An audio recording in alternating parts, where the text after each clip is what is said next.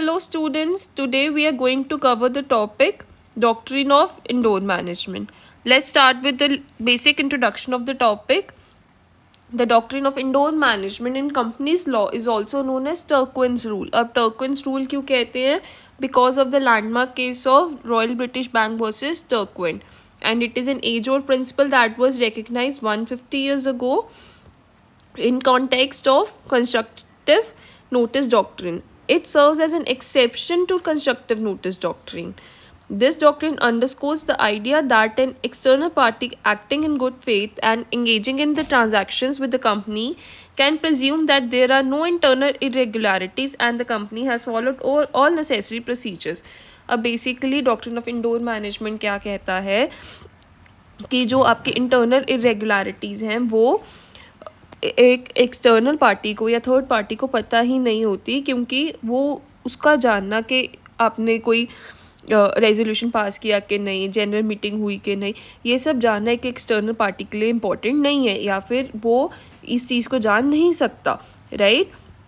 However, it is important for the external party to have a good understanding of company's memorandum and articles of association in order to seek and remedy for any issues. ठीक है, लेकिन उसका articles को पढ़ना, articles of association को पढ़ना और memorandum को स्टडी करना एक इम्पॉर्टेंट चीज़ है. Government authorities are also subject to the rules of this doctrine. So further the Indian companies act 1956, इसका जो मेंशन था that was in Indian companies act 1956, जहाँ पे सेक्शन 290 में ये बोला गया था कि डायरेक्टर्स के जो भी एक्ट्स होंगे उसकी वैलिडिटी इस सेक्शन में है. Basically this section deals with the validity of the acts carried out by the directors of the company. It stipulates that acts performed by the person in the capacity of a director will be considered valid even if it is later discovered that the appointment was invalid due to the disqualification or any defect, or if it was terminated in accordance with the provisions of the act or articles of association of the company. Basically वो ये कहना चाहता है कि 1956 act है जो Indian companies act 1956, ये कहना चाहता है एज अंडर सेक्शन 290 कि जो एक डायरेक्टर की कैपेसिटी में जो भी उसने जो भी ड्यूटीज़ परफॉर्म की, जो भी उसको डेलीगेटेड काम उसने परफॉर्म किया, उसको वैलिड माना जाएगा, उसके लिए कंपनी को लाइबल माना जाएगा इर्रिस्पेक्टिव ऑफ द फैक्ट उसका जो अपॉइंटमेंट था वैलिड था कि नहीं, और जो भी अगर उसने जो भी काम किया है वो आर्टिकल्स ऑफ मेमोरेंडम के पावर में किया है. However, there is a limitation outlined in this section stating that the provision does not validate any acts performed by the director after it has become known to the company that their appointment is invalid or has been terminated. अगर उनकी जो appointment है वो terminate की गई है या फिर ये पता चल गया कंपनी को वो कैपेसिटी के अंदर नहीं परफॉर्म कर रहे हैं, तब उनके लिए एक लिमिटेशन हो जाएगी, वहाँ पे डॉक्ट्रिन ऑफ इंडोर मैनेजमेंट नहीं लगेगा. In a sense section 290 of the Indian companies act 1956 aligns with the principles of protecting third parties who deals with the companies. Third parties जो डील कर रहे हैं कंपनी के साथ in good faith are not expected to investigate the internal management of the company. Next come the famous case law, the landmark case, that is Royal British Bank versus Turquin. That was the case happened in the year 1856. The summary of the case was basically articles में लिखा हुआ था कि आपका जो पैसा है bonds के थ्रू रेज किया जा सकता है, लेकिन उसके लिए आपको एक रेजोल्यूशन पास करना पड़ेगा जनरल मीटिंग में.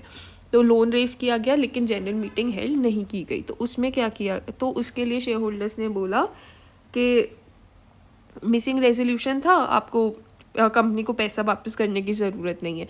तो कोर्ट ने हेल्ड किया था कि आपने जनरल मीटिंग नहीं की तो that was your own procedures, that was the procedures of the company that company was liable to follow.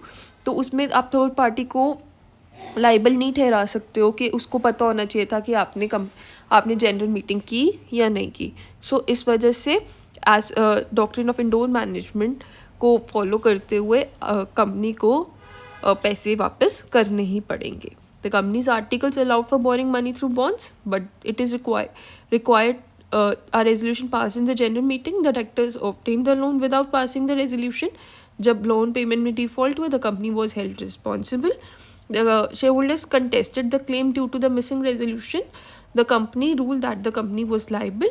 The court ruled that the company was liable because those dealings with the company could reasonably assume that the necessary internal procedures were followed. Right? Next. Again इसका एक और case हुआ था, Mahony versus East Holyford mining company. इसमें भी यही था कि चेक्स इशू किए गए थे और उसके ऊपर 2 डायरेक्टर्स और एक सेक्रेटरी के साइन होने ज़रूरी थे. लेकिन बाद में ये पता चलता है कि डायरेक्टर और सेक्रेटरी के साइन प्रॉपरली जिसके साइन हुए थे वो प्रॉपरली अपॉइंटेड नहीं थे. तो कोर्ट ने यही बोला कि whether the appointment was valid और इनवैलिड, इसका थर्ड पार्टी को पता होना ज़रूरी नहीं था. ठीक है, आपको जो भी चेक इशू हुआ है it is now the liability of the company to pay for the check, right? So the doctrine of Indore management and companies law protect the third parties who enter into contract with the company from any irregularities in company's internal procedures. Third parties typically cannot discern internal irregularities within a company. So a company is held liable for any losses that may incur due to these irregularities. कि उनकी गलती की वजह से अगर company को कुछ भी लाइबिलिटी अकर हो जाती है तो वो कंपनी को पे करनी ही पड़ेगी. और जबकि in contrast doctrine of constructive management क्या करता है, सेफगार्ड करता है कंपनी को against the claims of the third party, while the doctrine of Indore management protect third party from the company's procedural issues. Right? Next comes the exceptions to the doctrine of Indore management. First of all, the first exception is knowledge of irregularity. कि अगर outsider entering into transactions with the company has either constructive or actual notice of irregularity related to the company's internal management, they cannot seek protection under the doctrine of indoor management. अगर आपके outsider को या फिर आपकी transactions आपके साथ जिन 2 parties के बीच में ट्रांजैक्शंस हो रही हैं उनको ये पता है कि there is some irregularity in the internal procedures, तो डेफिनेटली आपको बेनिफिट नहीं मिलेगा डॉक्ट्रिन ऑफ इंडोर मैनेजमेंट का. ये किस केस लॉ में हुआ था, TR Pratt limited versus ED Sassoon and company limited. अब इसमें क्या हुआ था, बेसिकली ए ने लेंड किया मनी बी को for the mortgage of the assets. ठीक है, दोनों के डायरेक्टर्स सेम थे बट आर्टिकल्स के अकॉर्डिंग प्रॉपर प्रोसीजर फॉलो नहीं किया गया था.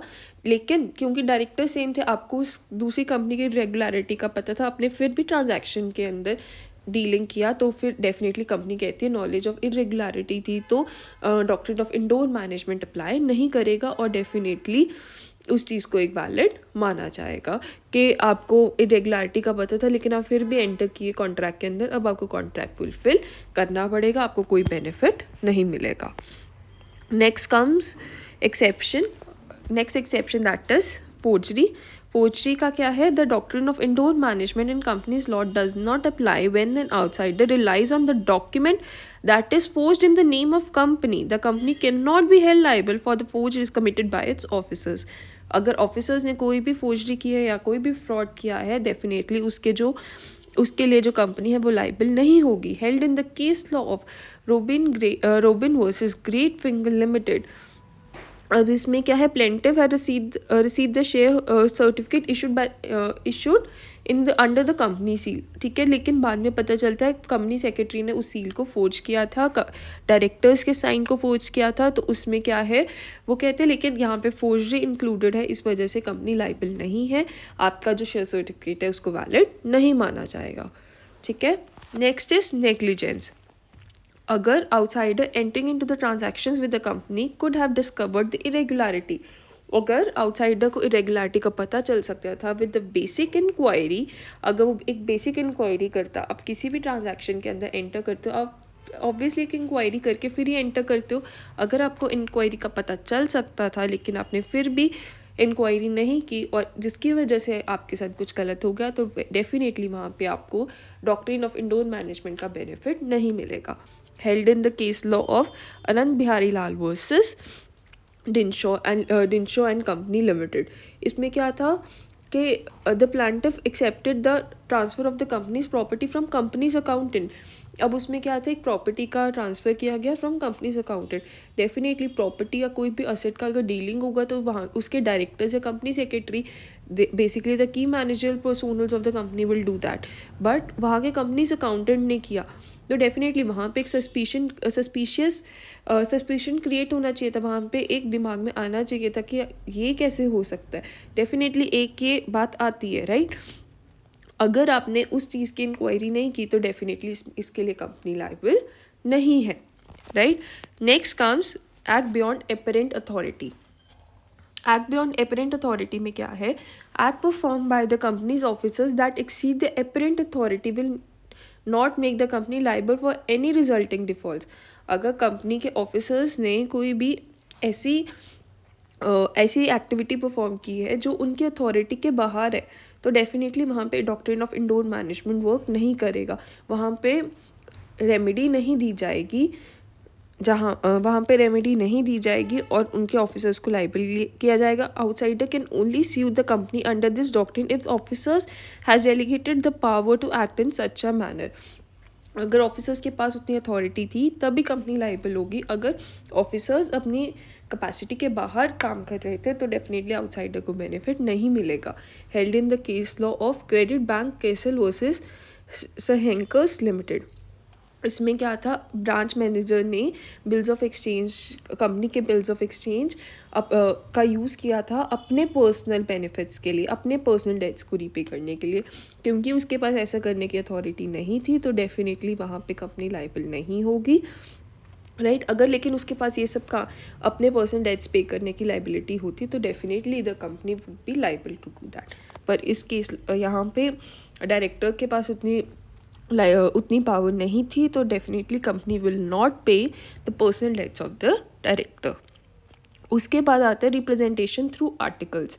अगर आर्टिकल्स ऑफ एसोसिएशन में, दिस इज समवट कॉम्प्लेक्स और कॉन्ट्रोवर्शियल, आर्टिकल्स ऑफ एसोसिएशन में जनरली पावर ऑफ डेलीगेशन के बारे में लिखा होता है।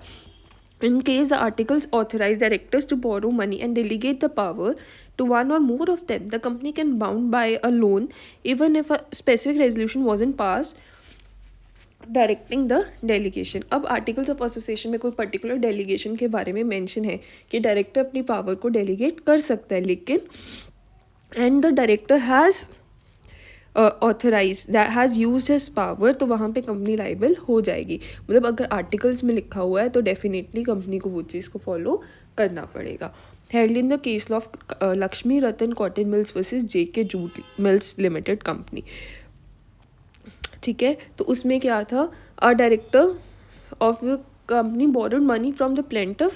The company argued that it is not bound by the loan because there was no resolution directing the delegation of borrowing power of that director. However, Cole held responsible company indeed to bound by the loan since the articles of association authorize such delegation of the money.